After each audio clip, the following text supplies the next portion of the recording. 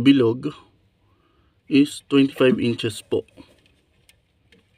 Yan. So ang kagandahan dito guys sa hamster wheel na to, ito ang kagandahan sa kanya dito sa hamster wheel na to is saktong-sakto siya para sa Syrian hamster. Yung likod ng Syrian hamster natin is hindi nabibend.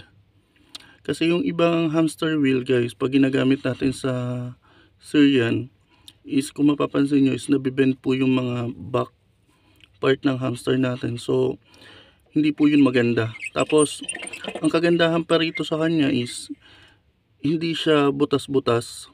Yung gaya ng ibang mga bakal na may mga butas dito, yung mga butas para nakatakbo yung hamster. Pero, hindi maganda yung guys. Kasi ang ginagawa nun, yung mga bumibili nun, nilalagyan pa nila ng karton